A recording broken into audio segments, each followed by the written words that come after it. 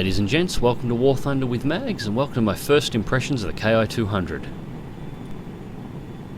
Now, since starting to make videos, the Ki-200 has basically been my most commonly requested aircraft to take a look at, and it's understandable why, as for the longest time this has been the only Aero 5 aircraft that Japan has had, or jet-level aircraft that the nation has had. This will be changing in 1.39 when they get an F-86 Sabre, but this is still the machine. Now, it's got a nice cockpit, good visibility overall. The rear's a little bit nasty, but it is sort of cool looking from the inside, it's a nice start. The overall quality of the texture work on the plane is pretty good. Now, on paper, it looks like this plane should be a pretty serious competitor. Now, the obvious plane this is going to be compared to is the German 163s. There are only two rocket planes in the game, and they're both based on the same design. So let's do a comparison of stats. The 163's battle rank 7. The Ki-200 6.7, so it's a 0.3 battle rank lower. The repair cost on the 163 is $13,630 at maximum in stock format. In stock format, the Ki-200 is only $7,530, so it's nearly half the cost to repair. Well, this is a good thing.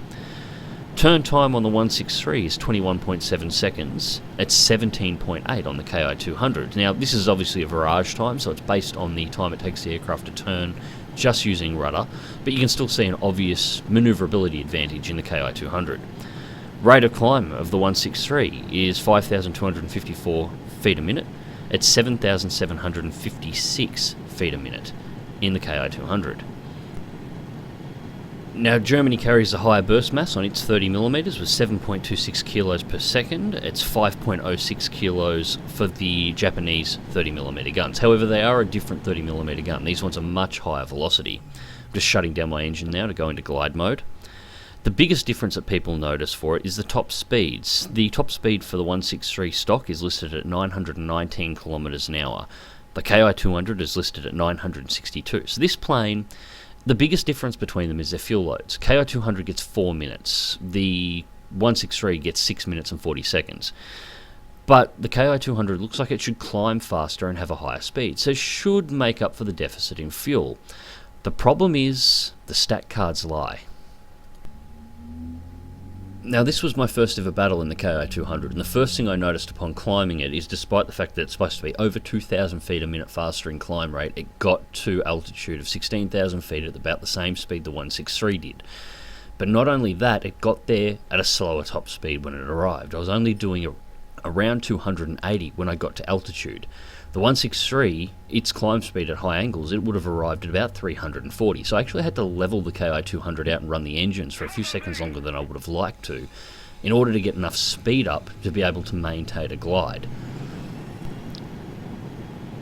The second thing I noticed was the rate that speed was lost in glide mode. The Ki-200 was bleeding speed like it had an air brake on. So I've spotted a F8F here, and I'm moving in to try and take him out. Now, with a 17-second Virage time, this thing should easily outturn a Bearcat. But it doesn't.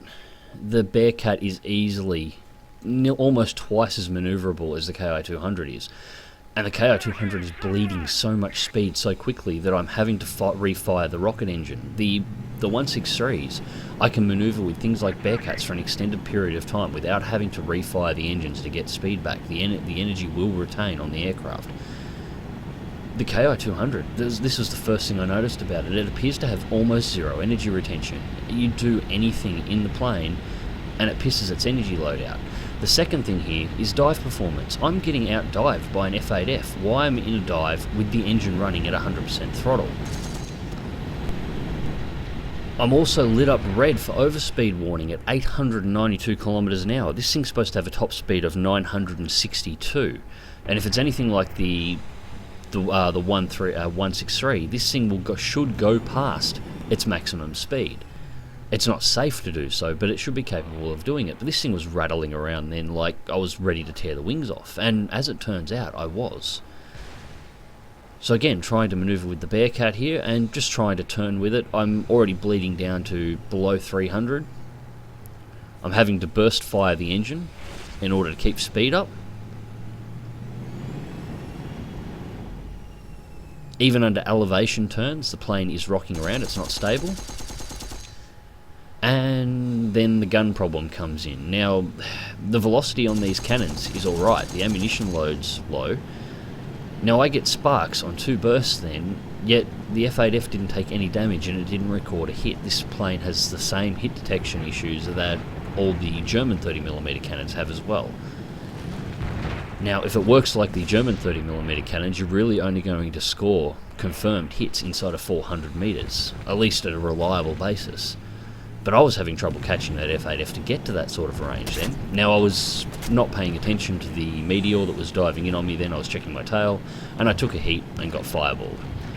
But you never know. This was the first time flying the plane. I might have just been doing something wrong. Actually, I'm almost sure I was doing something wrong. So I'm going to bring it out again and take another look.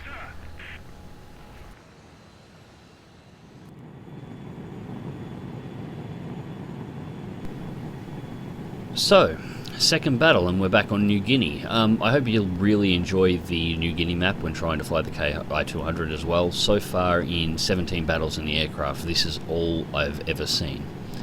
So, back onto the climb. I try a more aggressive climb angle this time to see if there is a floating point, much like the 163. There is an angle that you can climb on where you will bleed speed to a particular point and then the plane will just sit at that speed and continue to climb, but the Ki-200 doesn't seem to have one, so I had to shallow the climb back out in order to try and keep the speed up, and as you can see it's not even working here. This is about the same climb angle I would use on a Bearcat for maintaining speed. The Ki-200 is actually slowing down. It's very gradual, but it is doing it. But I can't afford to drop the nose anymore because I need to get this altitude now and get into a glide position, otherwise I'm going to blow my fuel load before I can ever get into combat. So, we've gotten up to altitude, I've shut down the engines and I've gone into glide mode. It's actually taken me over 2 minutes worth of fuel to get into position. I've been gliding for a few minutes, speed is dropping down, I'm down below 200 kilometers an hour, and I finally encountered enemy fighters, 2 F8Fs. Alright, I'm going to give these guys a go. Now the last F8F easily outmaneuvered me, but maybe that was an issue with altitude. Maybe the Ki-200 should only engage targets at high altitude. They seem to be split up, one is heading away, one is heading closer, so I'll engage the closest one first. This thing should have massive manoeuvrability advantage at altitude over the Bearcat, so I should be able to easily pluck it out and dive out of the area before the second Bearcat has a chance to intercept. Now closing in, I've refired the engine to get some airspeed up. Shut the engine down, I don't need it now, I've got my airspeed up, into a dive. Ooh. Missed the shot, I should have had him then. But I should easily be able to no, I can't out-turn me. He just pulled straight around in a tighter loop than I did, pulled away, and the second F8F is on me. I just took a massive hit to the wings. Refire the engine, I'm going to have to run. There's a Tempest down there I can take a crack at. And the plane is really having issues even with that light damage keeping control now. I'm actually having to apply quite a bit of left-hand roll in order to keep the wing under. Try and get a lead shot, nothing sticks. There were sparks on the nose of that Tempest then, but no damage recorded, so once again, hit detection issue. Now I'm nearly out of fuel. I've got nearly nothing left in this tank, and I'm still being intercepted. The Bearcats are chasing me, despite the fact that I'm in a very shallow dive with the engines running. The Bearcats are closing in. This thing should be pulling away. It's a friggin' rocket plane. This thing should be just pulling away from these Bearcats, but it's not. And it's not a Bearcat dive performance issue. This plane is just crap in a dive. Now I've just blown my fuel load. I've pretty much got nothing left. But, you know, Ki-200 in a dive, it should easily outdive these Bearcats even with no engine power running, because it's what this thing was sort of designed to do. But it doesn't.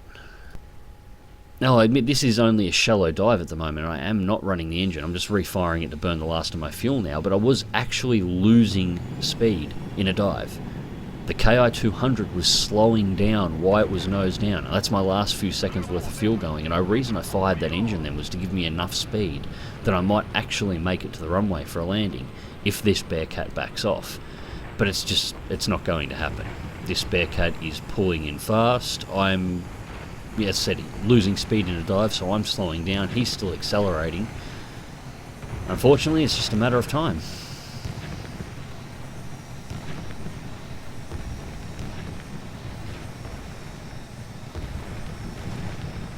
And here comes the shots, and there goes the wing. Alright, third time's the charm.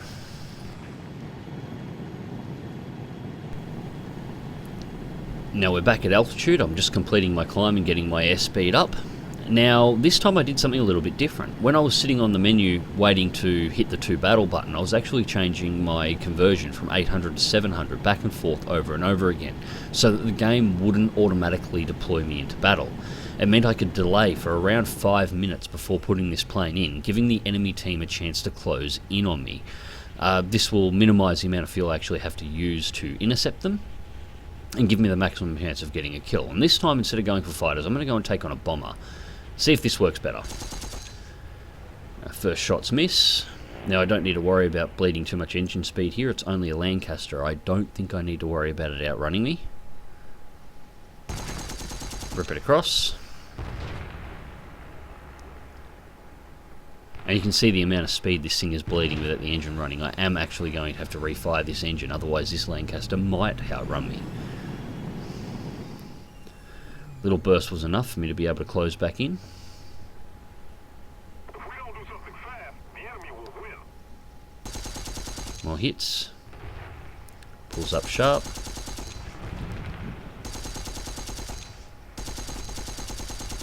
Some criticals.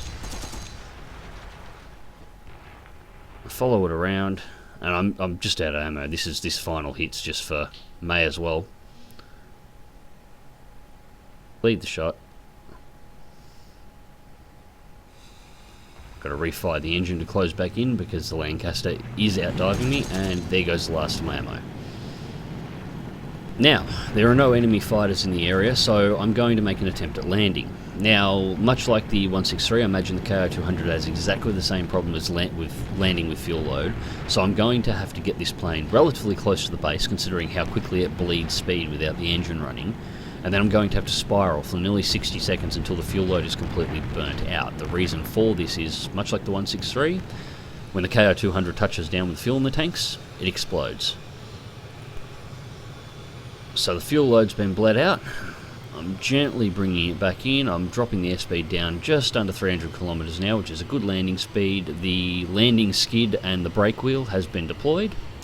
This thing has no landing flaps. It has no flaps of any kind, so it's got no way to slow its... What the hell?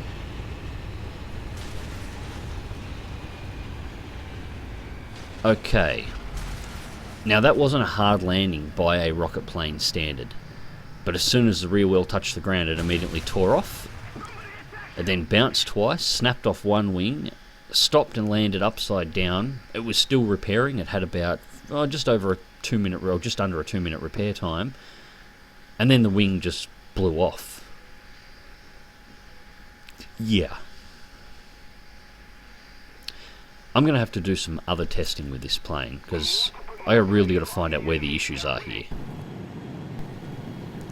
So I sat back and thought about this for a few minutes and decided what I needed to do to really test this plane was test its acceleration overall, its dive performance, and its maximum speed. And the best way to do it was test all three at the same time. So first thing I did is took the 163 into a test flight, completely set it to stock configuration, flew it to 20,000 feet and 300 kilometers an hour, indicated airspeed.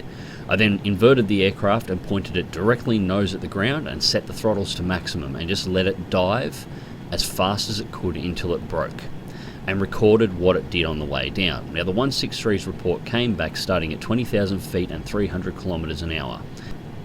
Now, when I hit 12,000 feet in the 163, I got my overspeed warning at 980 kilometers per hour.